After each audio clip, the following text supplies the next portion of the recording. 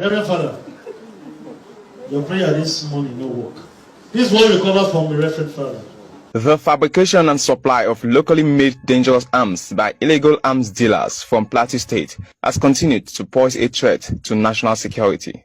The police has over the years busted and arrested several syndicates from Plateau State who often produce and supply arms to criminal elements in surrounding states like Kaduna and other states. Paraded here are arrested 8-man gun-running syndicates arrested by IRT operatives in Plateau State for fabricating locally made AK-47 rifles and other caliber of arms. The first public relations officer, ACP Olumuyiwa Adejobi, said the 8 suspects were intercepted at various intelligence-led operations.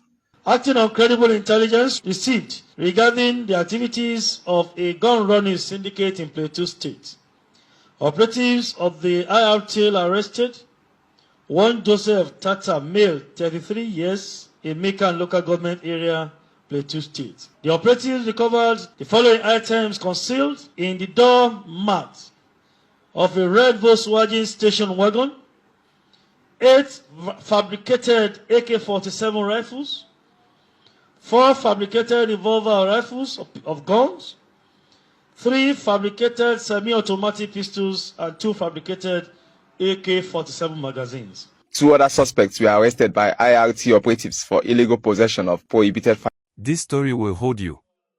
Because what's happening right now in Plateau State has left so many people speechless, a shocking twist that no one expected. Reports are coming out that a Reverend Father, a Deaconess, and even some of their church members were allegedly caught supplying arms to armed robbers and groups linked to Boko Haram. My people, that kind of news hits deep, because when you hear that those who should be preaching peace are now accused of helping people spread fear, it becomes a matter that shakes both faith and society. Please, before we go deeper, kindly like this video, it helps us reach more people, and if you're new here, subscribe now, because we bring you real-time updates like this every day. Now let's talk about what's really going on. According to the information making rounds, the arrest reportedly happened after local intelligence tracked suspicious activities within a church community in Plateau State.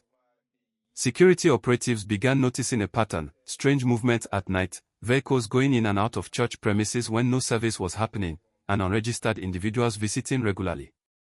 Eventually, one arrest led to another, and before long, a shocking discovery came to light: weapons allegedly hidden within church compounds and transported under the cover of night.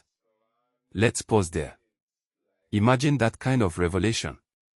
A place people go to pray, to feel safe, to find healing, being used as a hideout for weapons. It's something that can make anybody's heart heavy. It raises serious questions: how did this happen, who else was involved, and how long has it been going on? Please, if you're still watching, take a second to like this video. Your engagement helps us grow and continue bringing you this kind of detailed, calm, and clear gist. Now, back to the matter. The report claims that the Reverend Father, a respected figure in that community, was allegedly linked to the illegal supply chain. Alongside him, a deaconess from the same church is said to have been acting as an intermediary, connecting buyers and helping to transport the weapons. Church members, loyal and trusted by the leadership, were allegedly used as couriers or to help hide the weapons. The story sounds unbelievable, but it's one of those things that remind us that evil can sometimes wear a mask of innocence. The security agencies reportedly acted after weeks of surveillance and intelligence gathering. When the operatives stormed the area, they allegedly recovered several rifles, rounds of ammunition, and cash suspected to be payments from previous transactions. People living nearby were shocked. They said they never suspected such things could happen so close to them. Some even said that these same church leaders were known for organizing peace prayers in the community. Now, the news has spread quickly across social media. Many Nigerians are asking, could this be true, or is it a case of mistaken identity? Some are saying the story sounds like a frame-up, while others believe it could be a deeper network of corruption that's finally being exposed. Whatever the truth turns out to be, one thing is clear: this is a major test for both the church and security agencies in Plateau State. And you know what makes this story even more painful? Nigeria has battled insecurity for years: banditry, terrorism, kidnapping, and every time you think progress is being made, something new appears that reminds us how deep the problem runs. Now hearing that spiritual leaders might be involved, even allegedly, makes people lose confidence. The faithful start to question who they can really trust. If you're just joining us, kindly like this video, share it with your friends, and subscribe, because what's happening right now is the kind of real-time development every Nigerian needs to pay attention to. Now, let's look at the possible motives. Why would anyone in that position take such a dangerous path? Some security sources reportedly said greed could be a major factor. The illegal arms market pays huge money. Others believe it could be fear or coercion. Maybe the church members were threatened by criminal groups and forced to cooperate. Another theory is ideological manipulation, that some extremists could have infiltrated faith-based organizations and corrupted them from the inside. All of these are possible. And this is where the real pain comes in. The same weapons being supplied could have been used to attack innocent people, farmers, travelers, even children. So if this story is true, it's not just an act of betrayal, it's a stain on everything that place of worship was meant to represent. Let's be clear, these are still allegations. The authorities are investigating, and the law must take its full course. But we must also face the truth. The fact that such a story can even come up means something is wrong somewhere. There are loopholes in accountability, in moral responsibility, and in security intelligence. Now, take a moment and think, how many other networks like this might still be out there, hidden behind respected faces, blending into society, quietly fueling violence without anyone suspecting them. This is why Nigerians are calling for deeper investigations. If you haven't already, please like this video right now. It encourages us to keep digging for the truth, and subscribe so you won't miss any of our future updates on this case. Let's also talk about the reaction from the public. Since the news broke, many people have taken to social media to express anger and disbelief. Some said, "How can a man of God do such a thing?" Others said, "We've lost too many lives to bandits for anyone to be playing with guns." Some religious leaders have already spoken out, calling on security agencies to ensure due process and transparency. They've also urged Nigerians not to lose faith in the church as a whole, reminding everyone that not all spiritual leaders are corrupt. Still, this kind of story creates fear. It creates mistrust. People start to question every leader, every sermon, every donation.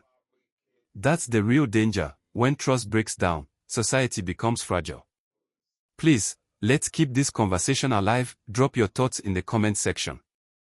Do you think the church leaders truly knew what was going on, or were they used without their knowledge? What punishment should apply if they are found guilty? Let's talk about it. And don't forget, like this video, subscribe, and share with your friends and family.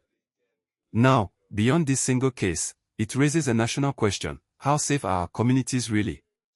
We often talk about Boko Haram or bandits operating in the forest, but what if there are people within our own cities, our own churches, our own mosques, helping to keep these criminals supplied? It's a scary thought, but it's a wake-up call too. It means our security agencies need better intelligence, better technology, and better coordination. And to the people watching this, always stay alert.